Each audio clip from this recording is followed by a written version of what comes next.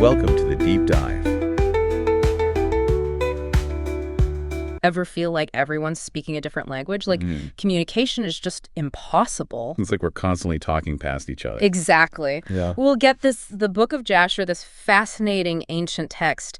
It actually tells a story that might explain why that feeling is so universal. Oh, really? Yeah. Interesting. The Tower of Babel? Oh, okay, yeah. Now, you probably know the basics from the Bible. You know, a tower, some pretty ambitious folks, a little sprinkle of divine intervention with the whole language thing. And boom. Everyone's scattered. Exactly. But we're going deeper today using the Book of Jasher as our guide. Yeah. This ancient text kind of expands on those biblical stories, adding all these, like, intriguing details you might not have heard before. So like an extended cut. Kinda, yeah. Buckle up, because we're about to unpack some serious symbolism, ancient power struggles, Ooh. and maybe even learn a thing or two about our own human tendencies. I'm intrigued. Let's dive in. All right, so what makes Jasher's version so compelling is that it goes beyond just the what of the story and really digs into the why. Okay. And to do that, it introduces us to Terah. Terah! Yeah, and this guy just happens to be the father of Abram, Oh, who wow. later becomes known as Abraham, the patriarch of monotheism. Okay, so we're talking like major biblical figures here. Exactly. It's like getting a sneak peek behind the curtain of like a major historical shift. I like it. Family drama on a cosmic scale. Ah.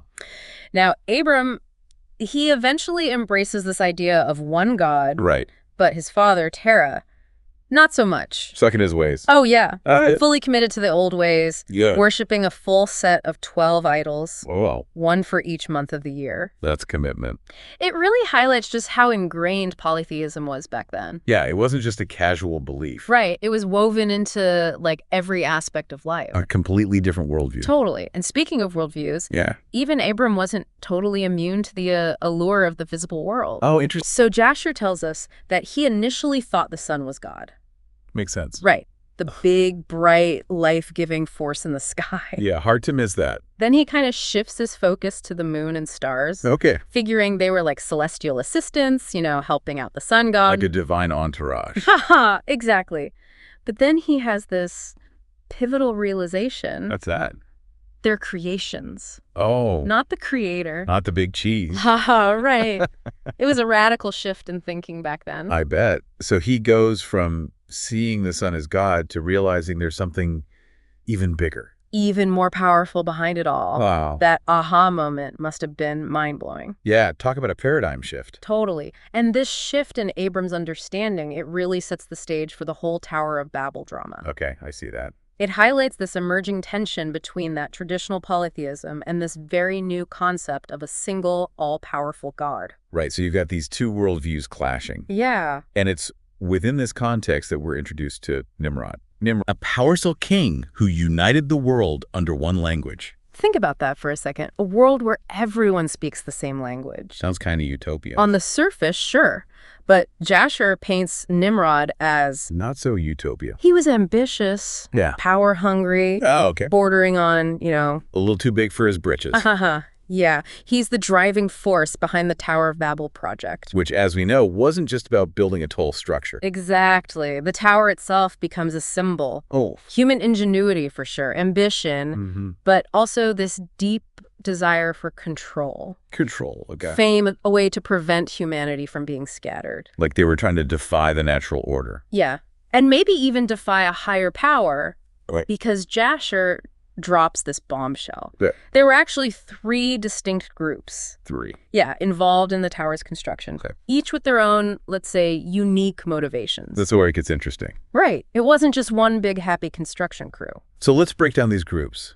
Okay, so group number 1, the most intense bunch. Right. They were all about waging war against God in heaven. Whoa. Talk about ambition. They were literally aiming for a cosmic coup. That's a bold strategy. Then you have group number 2, Okay. slightly less intense, All right. but still pretty audacious. What were they after?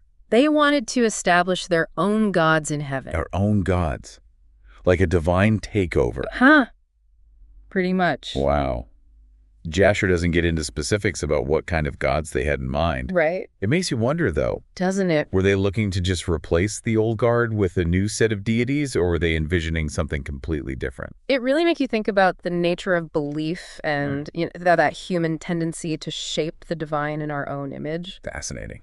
And then last but not least, we have group number 3. Okay, the final faction. They're the practical ones. Practical? How so? They wanted to attack heaven Attack heaven? with physical weapons. Like what? Arrows? Spears? Maybe a giant slingshot. Who knows? As if that would work against the creator of the universe. It's almost comical. Isn't it? But it also shows this disconnect between human ambition and the reality of divine power. So we have these 3 groups, all united in this grand project. But deeply divided in their motives. A recipe for disaster, maybe? And the building of the tower itself. Oh, yes, let's forget about that. Jasher doesn't hold back on the details. What kind of details? We're talking massive project. Okay. 600,000 people, years of back-breaking labor. Intense. And a disturbing disregard for human life. Disregard. There's this chilling detail about them weeping over a dropped brick. A brick? But completely ignoring the death of a fellow worker. Oh, wow. Talk about warped priority. That's heavy. It's like they were so fixated on the physical manifestation of their ambition that they lost sight of basic human compassion. The tower became this all-consuming obsession. Blinding them to the true cost. Exactly. And then there's the part about them shooting arrows into the sky. The arrows. It convinced they were slaying those in heaven. And arrows against heaven. It's like they thought they could actually conquer the divine. Their hubris was off the charts. So much ambition, effort, misplaced confidence. And it's all about to come crashing down. Because God, seeing their wicked intentions, Wow. He's about to intervene. So as we saw in part 1, the builders of the Tower of Babel, they were on a collision course with the divine. Like a cosmic train wreck waiting to happen. Their ambition and that hubris, it had reached a fever pitch. Some even believe they could wage war against heaven. Talk about overestimating your ability. Right. It's like they completely forgot who they were dealing with, the creator of everything. You can practically hear the eye roll from up above. Yeah. But instead of unleashing some like epic earth-shattering display of power, Right. God chooses a different approach. You're a little more subtle. Much more subtle. And I think even more brilliant. I agree. So the Book of Jasher tells us that God summons his 70 closest angels, 70, and basically says, all right, let's go down there and, mix things up a bit. I love it. Strategic disruption. Exactly. And what better way to disrupt this massive construction project than by messing with their communication? Genius. Imagine the scene. Hundreds of thousands of people all working together, all speaking the same language, and suddenly it's all gibberish. Total chaos. Right. It throws the entire project into chaos. Orders can't be followed. Tools are misused. The tower's construction grinds to a halt. You can practically hear those frustrated shouts and confused arguments as everyone's trying to figure out what's going on. Total communication breakdown. Like trying to assemble furniture with instructions in a language you've never seen before. Oh, I've been there. It's a nightmare. But on a deeper level, this divine intervention, it strikes at the very heart of the builder's sin. Which is? That pride and their desire for unity through dominance. By confounding their language, God introduces division and misunderstanding. The very things the tower was supposed to overcome. It's like this divine irony, their attempt to reach heaven and solidify their power. It ultimately leads to their downfall and scattering. Jasher really captures the pandemonium of that moment. People grabbing the wrong materials, throwing bricks at each other in frustration. Complete and utter chaos. This once unified project dissolves into a cacophony of miscommunication and confusion. The text even highlights the tragic consequences of this breakdown, stating that some people actually died. Yeah, because they couldn't understand each other's instructions. Wow. Underscores just how severe the punishment was. And how quickly order devolved into chaos. But it doesn't end there. There's more. Oh, yeah. According to Jasher, God doesn't just mix up their language. Okay. He lays down some additional consequences. Like what? Some of the builders are transformed into apes and elephants. Apes and elephants. Not exactly promotion on the evolutionary ladder. Definitely not. It's a stark reminder that they overstepped their bounds. Trying to reach a level of power and knowledge that wasn't meant for them? Exactly. Then you have those who are killed by their own comrades. Oh, wow. In the ensuing chaos. Victims of the very violence and confusion they helped create. It's a chilling reminder of the self-destructive nature of their ambition.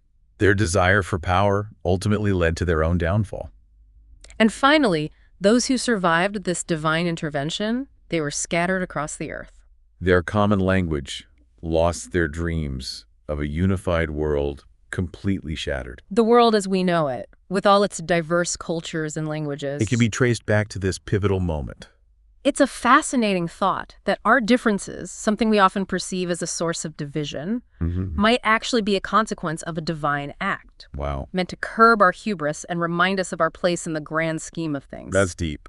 But the story doesn't end there. Oh. Jasher tells us that the tower itself, it wasn't completely obliterated. It wasn't. Nope.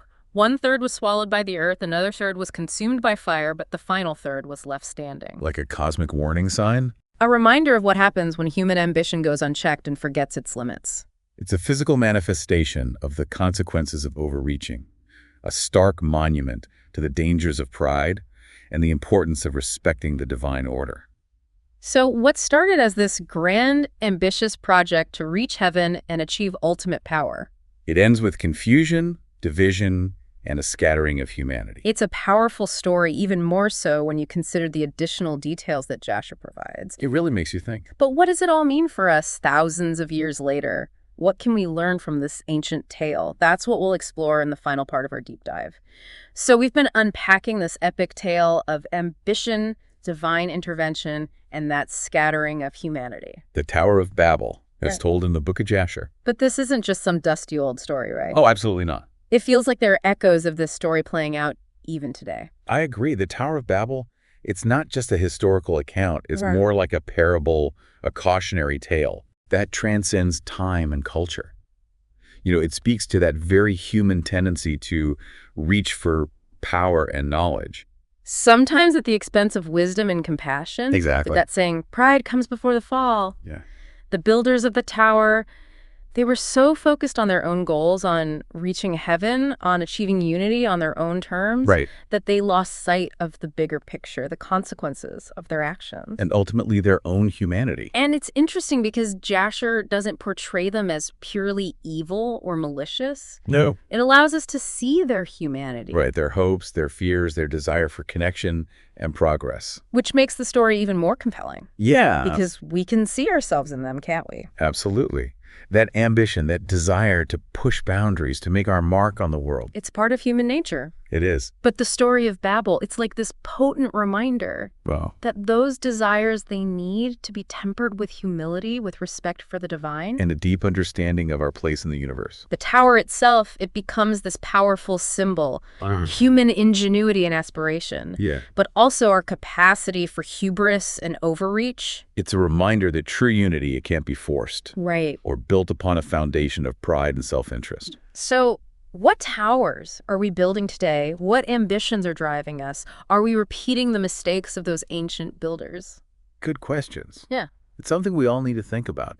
Are we so focused on technological advancements, on accumulating wealth and power, on building our own metaphorical towers, that we've lost sight of the things that truly matter? Compassion, connection, a sense of shared humanity. Are we building towers of technology that isolate us from one another? Or towers of economic prosperity that come at the cost of social justice and environmental sustainability? Or even towers of ideology that divide us into warring factions? It's a sobering thought. But the beauty of studying these ancient stories is that we have the benefit of hindsight. We can learn from the mistakes of the past, recognize the warning signs, and choose a different path. We don't have to make the same mistakes as the builders of Babel. Nope. We can choose to build differently. To focus on collaboration rather than conquest.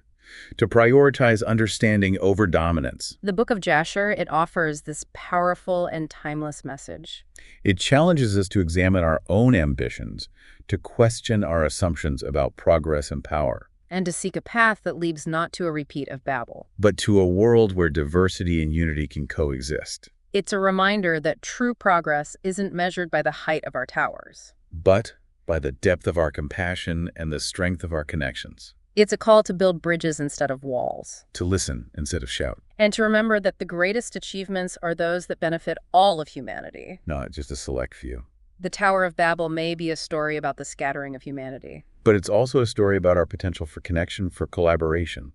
for building a world that honors both our differences and our shared humanity. A message worth reflecting on. So the next time you feel that sense of disconnect, that feeling like everyone's speaking a different language, remember the Tower of Babel.